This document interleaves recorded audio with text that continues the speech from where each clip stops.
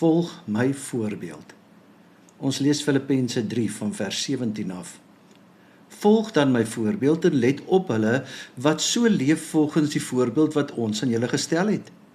Want baie, van wie ek dit dikwels vir julle gesê het, en nou weer in trane sê, leef as vyande van die kruis van Christus. Hulle einde is die verderf. Die maag is hulle God. Hulle eer is geleë in hulle skande, hulle wat aardse dinge bedink.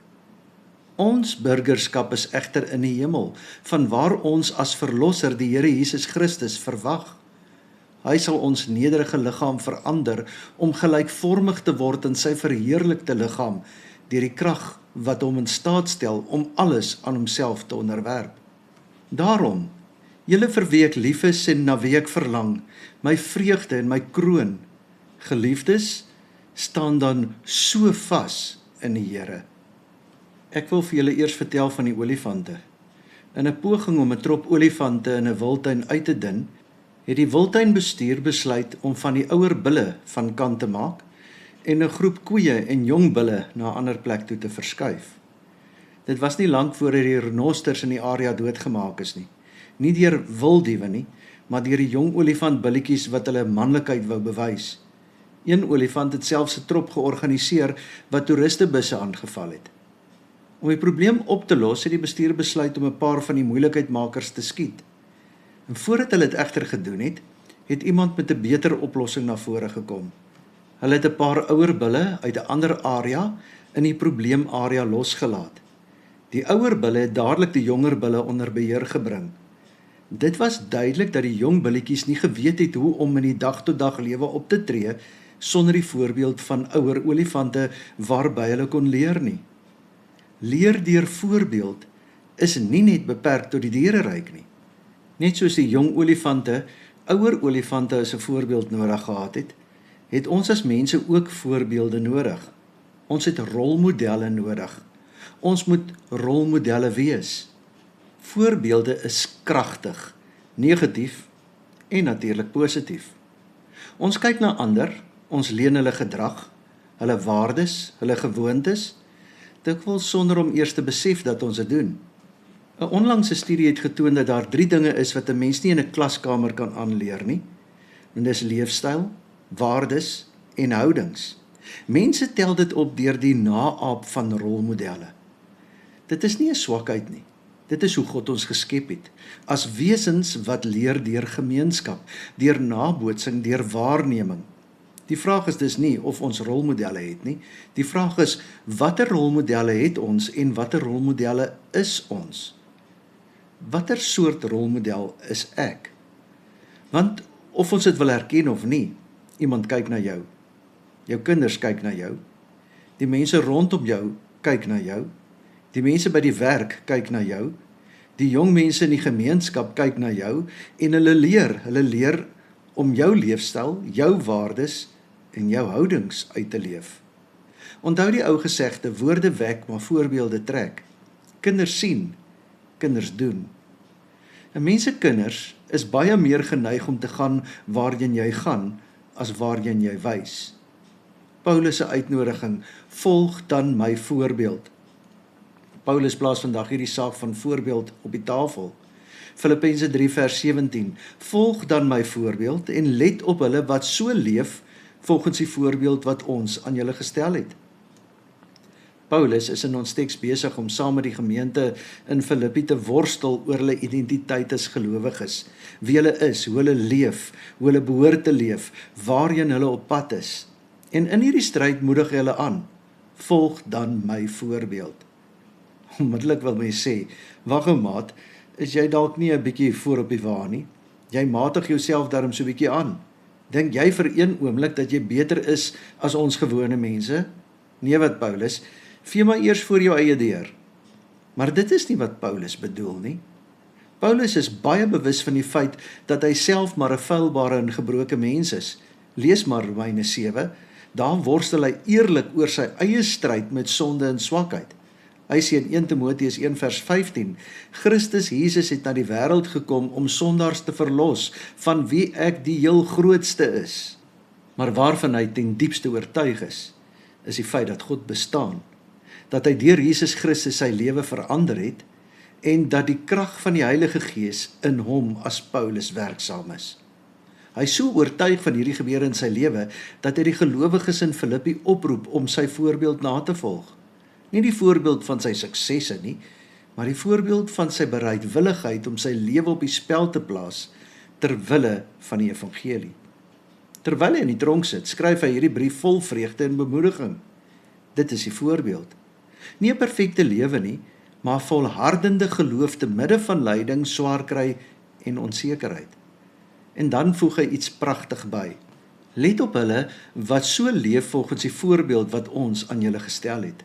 Dit is asof hy sê, as julle dit moeilik vind om my na te volg omdat ek ver weg in die tronk sit, kyk dan na die mense in julle eie omgewing wat vir Christus volg. Hulle is daar, soek hulle, volg hulle na. Die gevaar van verkeerde rolmodelle. Hy skryf met trane, want baie van wie ek dikwels vir julle gesê het en nou weer in trane sê, leef as vyande van die kruis van Christus. Hoe lyk hierdie mense? Hulle einde is die verderf, die maag is hulle God, hulle eer is geleë in hulle skande, hulle wat aardse dinge bedink. Die verderf is hulle einde, die maag is hulle God, hulle skande is hulle eer en trots, hulle is aardsgesind. Dis 'n ernstige beskrywing, maar Paulus is baie bewus van die negatiewe rol wat verkeerde rolmodelle op gelowiges se lewens kan hê. Die navolg van sulke mense kan hulle einde beteken. Wie is hierdie vyande van die kruis? Dis nie noodwendig uitgesproke bose mense nie. Dit kan mense wees wat op die oppervlak goed lyk, maar wie se lewe in wese om hulle eie gemak, hulle eie eer, hulle eie begeertes draai. Mense vir wie die kruis, die selfverloning, die diens, die opoffering te veel gevra is. En sulke mense trek ook navolgers. Kinders soek rolmodelle, nie net in hulle ouers nie, maar ook in die sportwêreld, die musiek- en vermaaklikheidswêreld, by die skool en tussen vriende. Rolmodelle wat ongelukkig nie altyd 'n positiewe invloed op hulle lewe het nie, maar wat nietemin nagevolg word. 'n Sanger se leefstyl, 'n onderwyser se houding, ouers se waardes. Dit alles trek in, vinniger as wat ons dink, dieper as wat ons besef.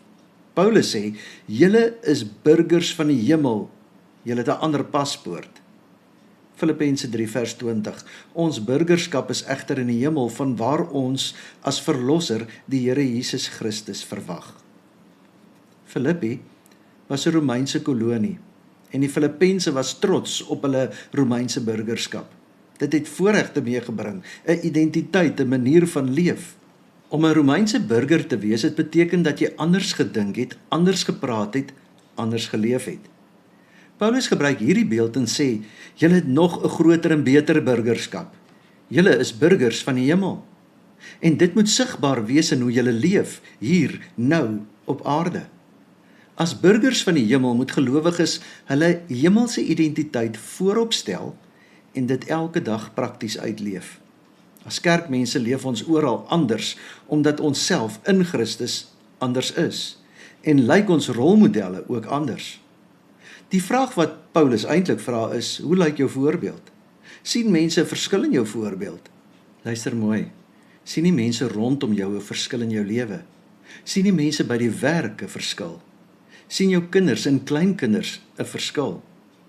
Kan hulle, jou familie, ander mense, uit jou optrede herken dat jy 'n burger van die hemel is? Ons behoort in Christus aan God. Ons dra sy naam, ons noem onsself Christene en ons lewens moet dit weerspieël. Jou lewe vertel in watter rigting jy beweeg. Ons as kerk, as liggaam van Christus, moet rolmodelle word vir almal om ons, oral in ons lewe. Die Bybel is in 'n sekere sin 'n boek vol verhale van rolmodelle in die geloof. Abraham wat gehoorsaam getrek het sonder om te weet waarheen. Moses wat gekies het om saam met God se volk te lei, eerder as om die skatte van Egipte te geniet. Rut wat haar skoonmoeder nie alleen gelaat het nie. Dawid wat ten spyte van sy groot sonde gebreek voor God geval het. Maria wat gesê het, laat dit met my gaan soos u gesê het. Wat nie beteken dat hulle lewens volmaak was nie, inteendeel, ons lees op byna elke bladsy van hulle mislukkings en gebrokenheid. Maar deur dit alles sien ons ook die genadige God aan die werk. Dit is die soort rolmodelle wat ons nodig het. Nie mense wat voorgee dat alles perfek is nie. Nie mense wat nooit val nie. Maar mense wat, wanneer hulle val, opstaan. Mense by wie ons kan sien, hierdie geloof werk, selfs in die moeilike dae. As ons kinders en jong mense nie sulke rolmodelle kry nie, waar anders sal hulle dit kry? Dis 'n ernstige vraag vir elkeen van ons wat deel is van hierdie geloofsgemeenskap. Paulus weet dat dit nie aldag maklik is nie. Die vyande van die kruis het dikwels die oorhand.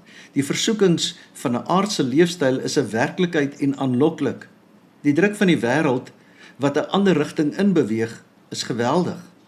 En daarom sê Paulus in Filippense 4 vers 1, daarom, julle vir wie ek lief is, en na wie ek verlang, my vreugde en my kroon, geliefdes, staan dan so vas in die Here.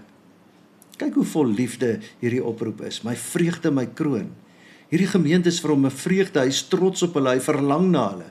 En juist daarom, omdat hy omgee, sê hy, staan vas, bly getrou. Staan vas, bly getrou. Dit is wat jy moet bly inoefen as jy 'n verskil wil maak. Die Here Jesus het self in Markus 8, vers 35 en 36 gesê, want wie sy lewe wil red, sal dit verloor. Maar wie sy lewe ter wille van my en die evangelie verloor, sal dit red.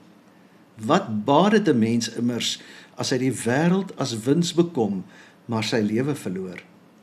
As gelowiges leef ons nie uit ons eie krag nie.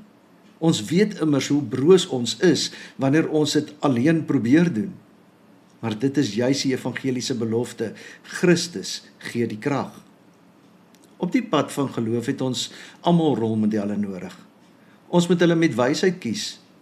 Natuurlik volgens Jesus na, hy is die volmaakte voorbeeld, maar ons kies ook medegelowiges wat ons kan help op hierdie pad. Ons hou hulle dop, ons volg hulle na, ons vra hulle raad, ons leer by hulle, ons maak ons lewens vir al ons mislukkings vir hulle oop, en ons is self ook rolmodelle vir iemand, vir 'n kind, vir 'n vriend, vir iemand wat deur swaar kry tye gaan, vir nuwe gelowiges, vir iemand wat sukkel. Ons weet dikwels nie vir wie ons 'n rolmodel is nie, maar die werklikheid is, iemand kyk. Hoe lyk jou voorbeeld? Watter paspoort wys jy aan hulle? Die jong olifant het nuwe rigting gekry toe die ouer bulle aangekom het. Mag ons, as burgers van die hemel, dieselfde doen vir die mense om ons. Nie deur volmaaktheid nie, maar deur getrouheid. Nie deur woorde alleen nie, maar deur 'n lewe wat trek in die rigting van Christus. Amen. O Here, dankie. Dankie dat ons kan weet, U is altyd by ons. U lei vir ons. U is ons herder en U stap vir ons voor. Here, dankie dat ons U kan volg. Dankie Here dat ons kan weet U is altyd by ons. Maar help ons Here dat ons ook vir mekaar tot voorbeeld kan wees. Rolmodelle vir mekaar kan wees. En daarmee Here ook kan sê, ons behoort aan die Here. En ons help ander om aan die Here te behoort. Amen. Die Here sal julle seën en julle beskerm. Die Here sal tot julle redding verskyn en julle genadig wees. Die Here sal julle gebede verhoor en aan julle vrede gee. Amen.